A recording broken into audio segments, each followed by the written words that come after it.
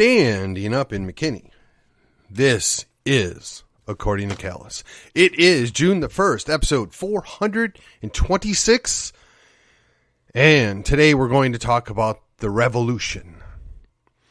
No, not the one that took place back in 1776.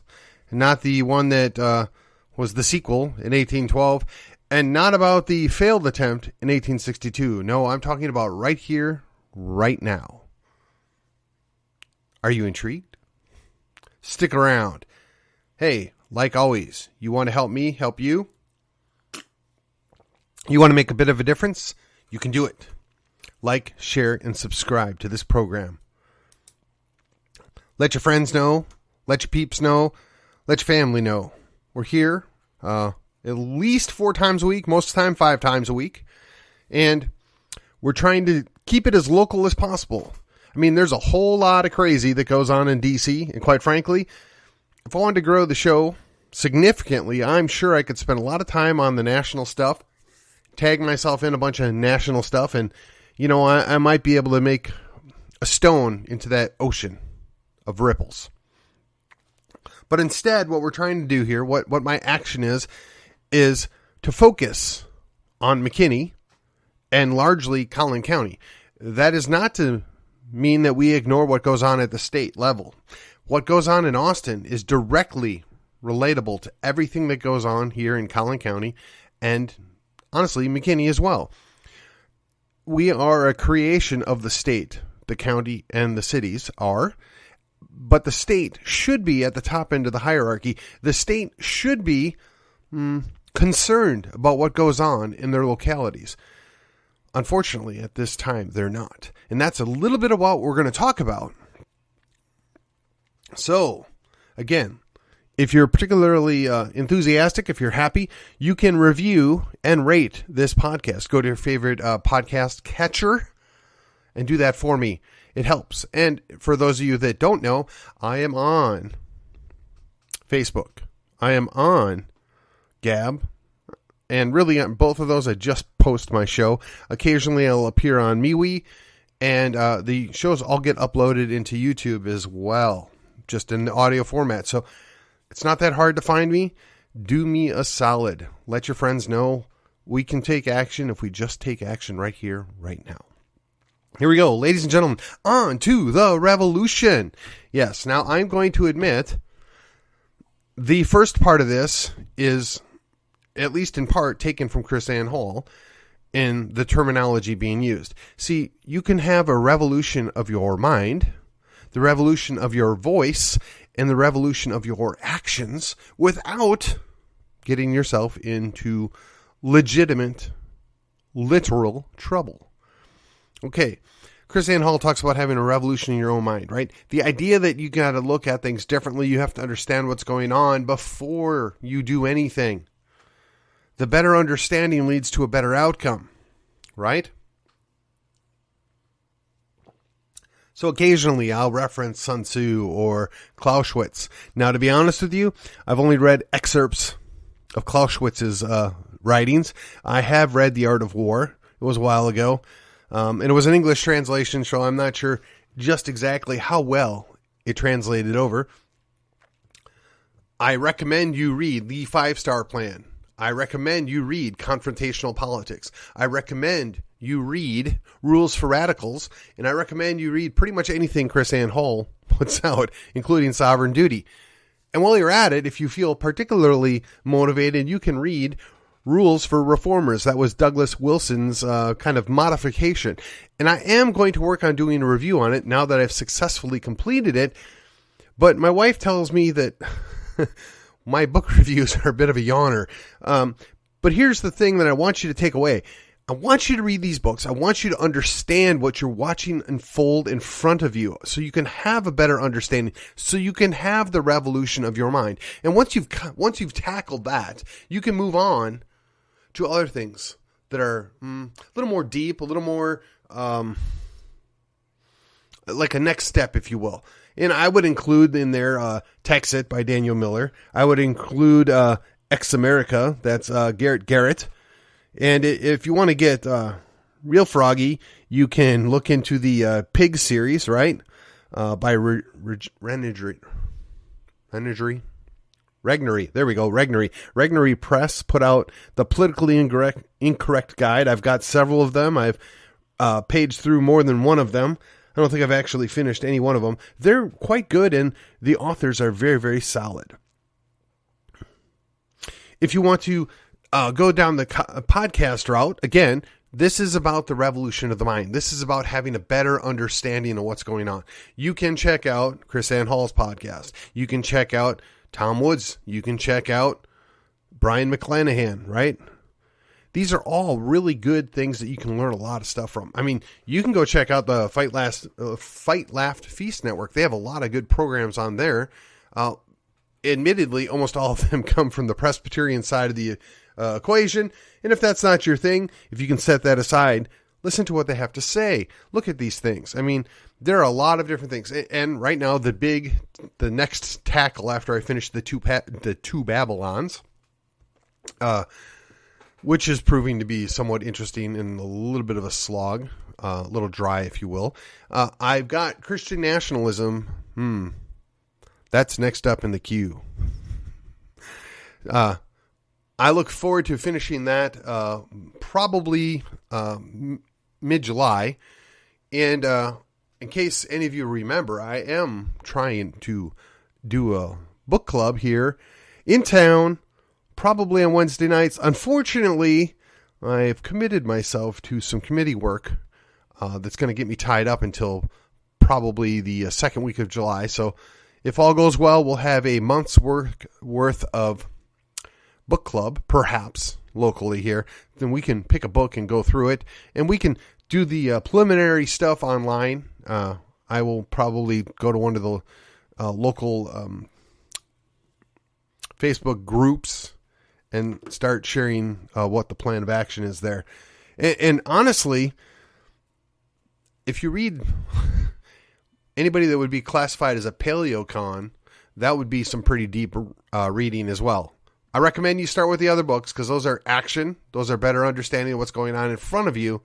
And after you do that, if you want to go under and better understand some of the hostility that we see aimed upon us at this point. And it's not just the leftists. It's not just the atheists. It's just not pagan people.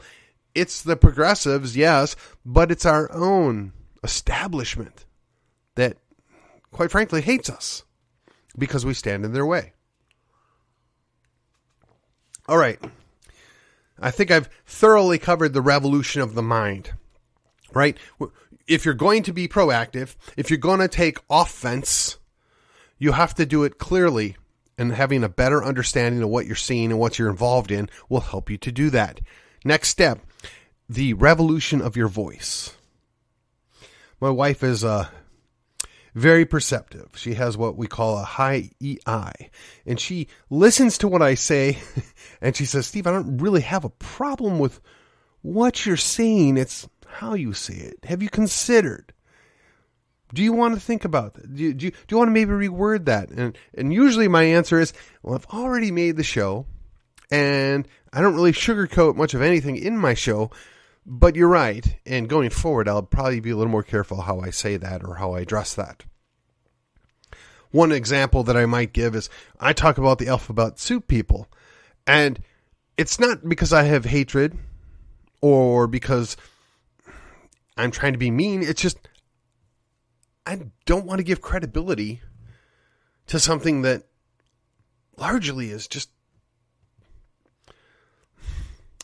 going along with people's mental illness, right? Now, look, I know there are people that choose, even though they claim they don't, but they choose to live a lifestyle.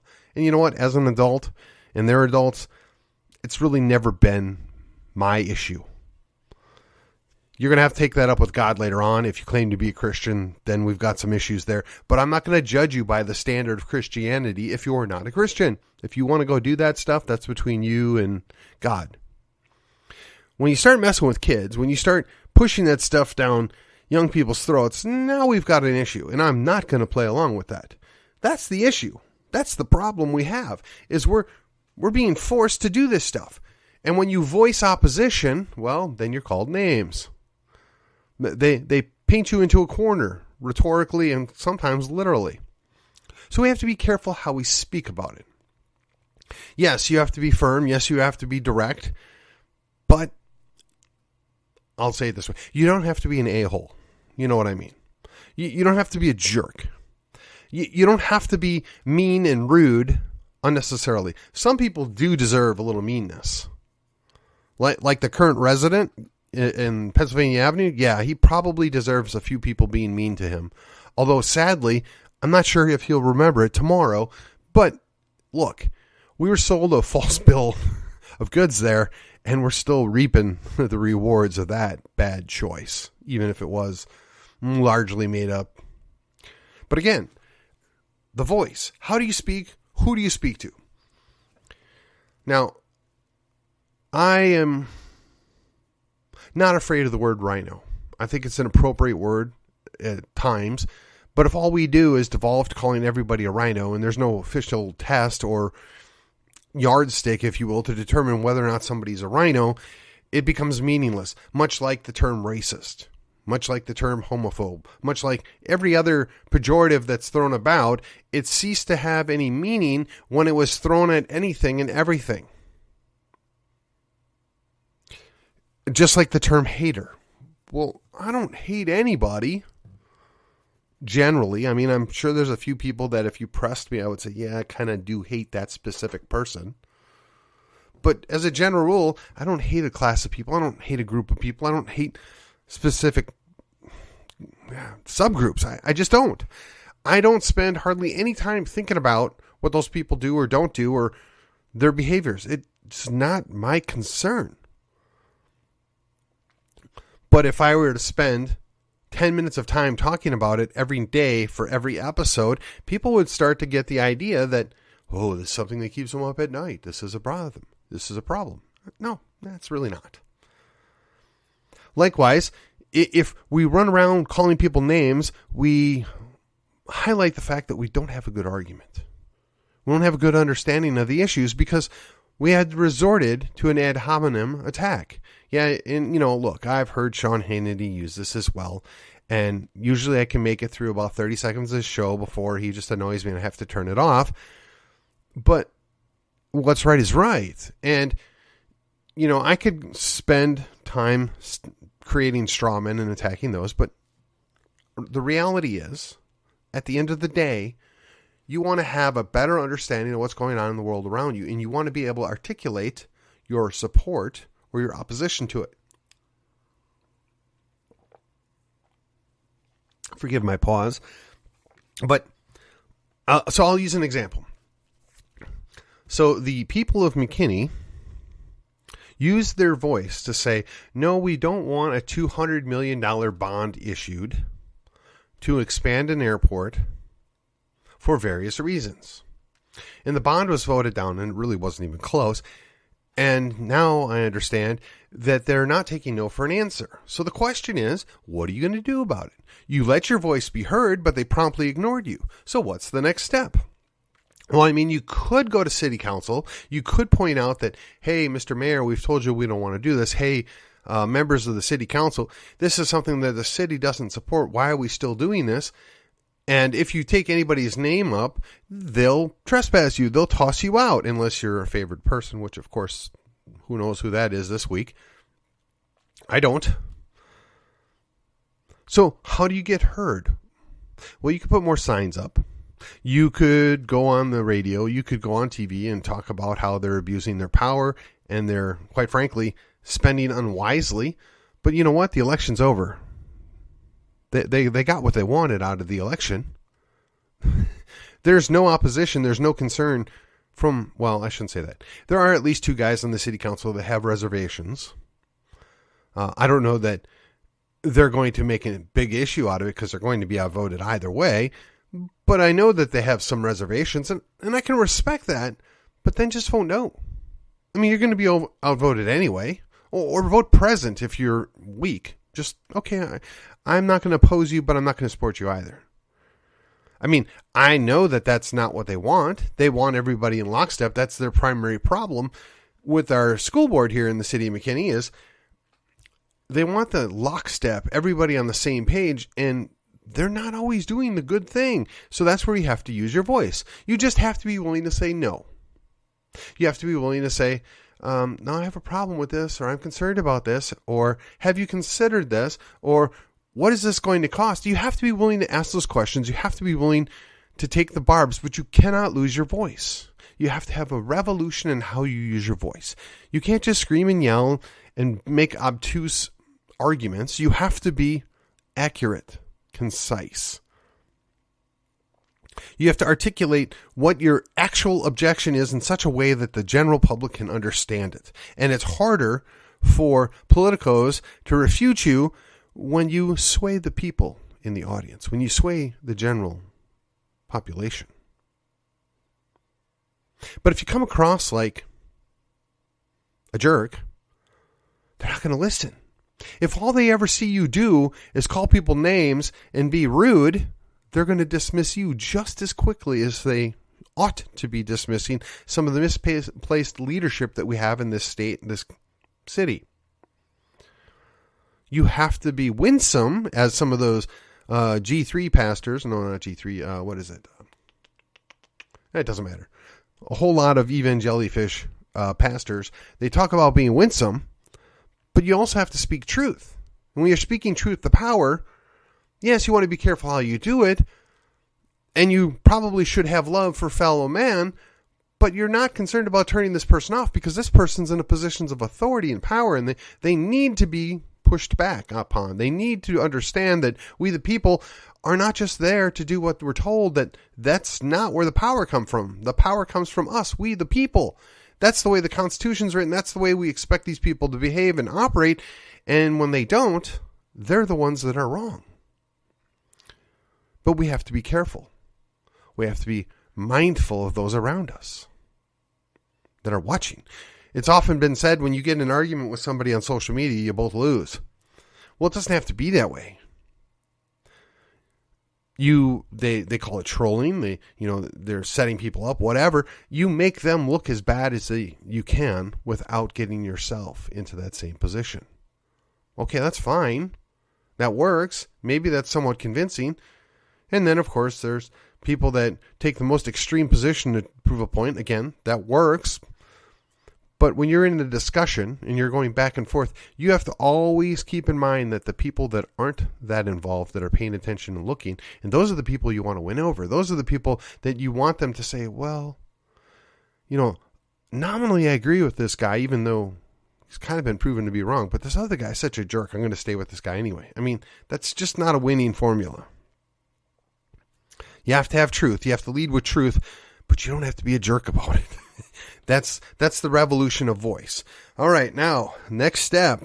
That's right, the revolution of action. Now, this is a reoccurring theme here as well, right? We talk about not always doing the same thing. You can't always do the same thing and expect a different result. You can't repeat the same action over and over again and be surprised when the same result occurs every time. We have to try different things. We have to expand our actions. Okay, so now what does that look like? What are we going to do? How are we going to do it? Well, funny you should ask. So there's any number of things you could do, right? There's different action items you could put into place. So yesterday I talked about quit running your mouth, right? You shouldn't be talking about something that you can't do. Something that's never going to happen, you don't want to lead with that. Something that you have no way of pulling it off shouldn't be what you start with. Sometimes you got to work your way up. You got to start at the ground level and build your organization. You have to move with the people. We, the people, will help you, but when you're leading, you can't overpromise and underdeliver. I've lived that life, for better or for worse, for 30 years, right? When you're in the production side or the service side of something, and you make promises, you have to deliver. Now, You can't do it all the time 100%. And when you fail, you have to own up to it. You have to say, I'm sorry, we blew it, but this is what we're going to do. Or this is how we're going to make it right. You have to own your mistakes. But you know what's even better than that? Don't make those mistakes. Avoid making the simple mistakes. If you don't know, if you're not 100% sure, don't make a promise because you likely won't be able to keep it. So the action is do things that you know you can accomplish. Start small. Start local.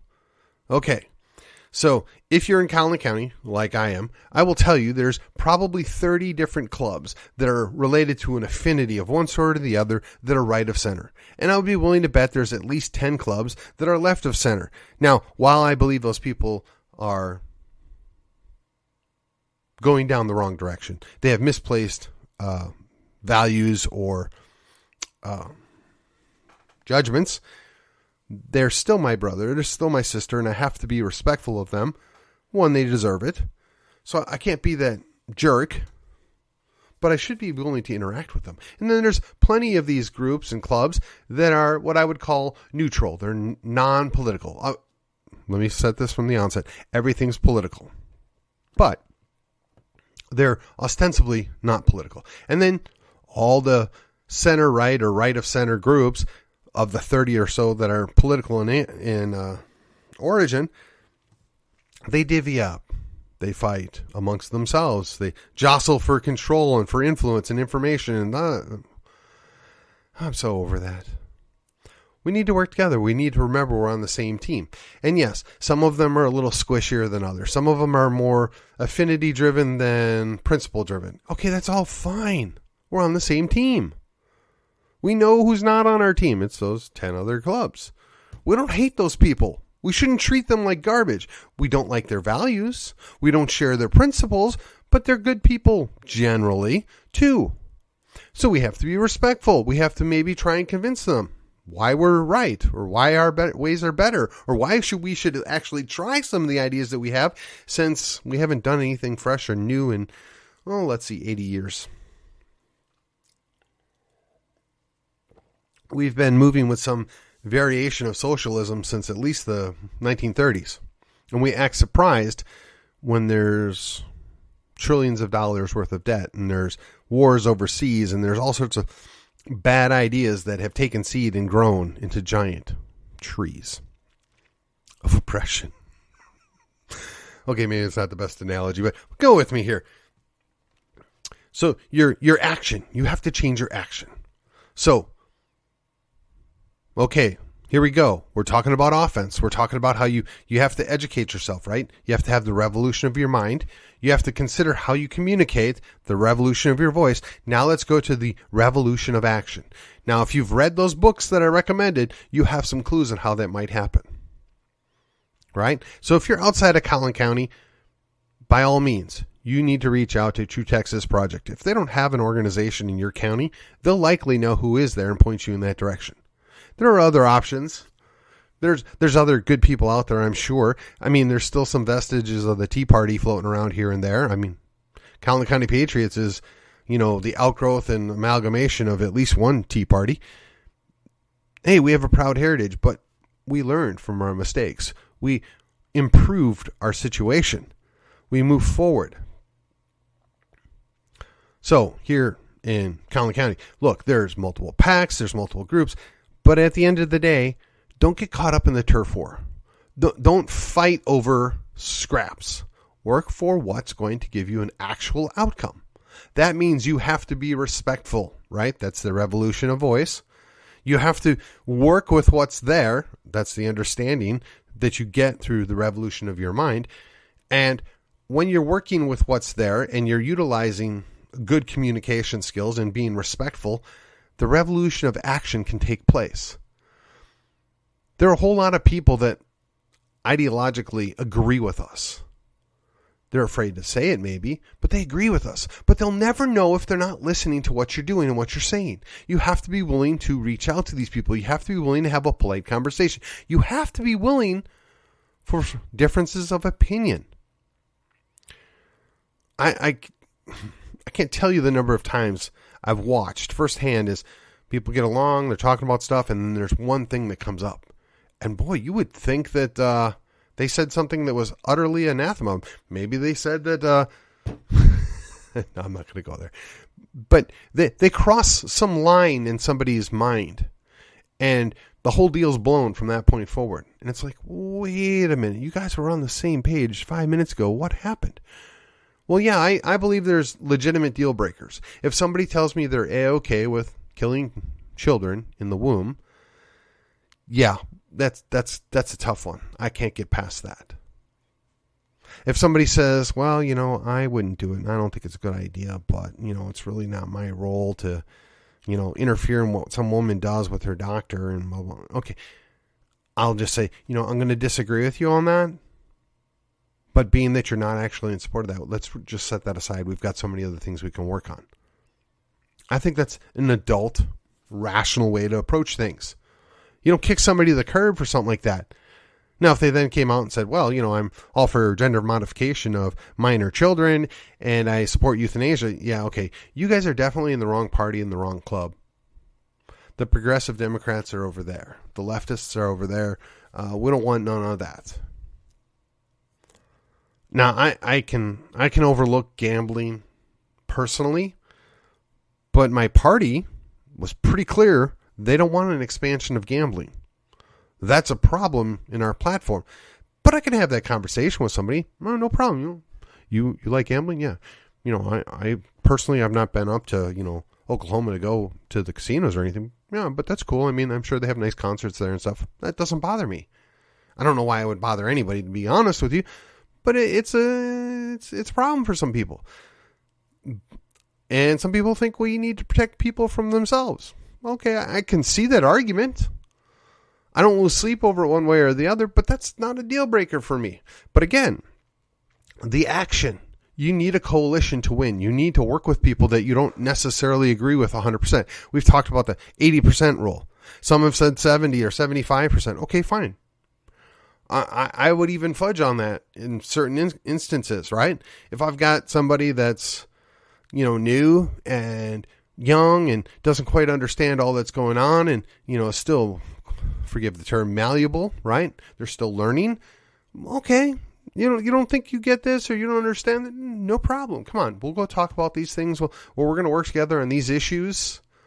I mean, there are a lot of kind-hearted, moderate people out there. They want the same things that we do. They just aren't aggressive, or they're not as opinionated, or they're not as firm maybe. But why should we hate on them? Why should we cast them from our midst? We need to work with them. We need to reinforce them. We need to show them, well, we're good people too. We want these same things. We're just a little more aggressive than you are. That's my term. Use it for what you want.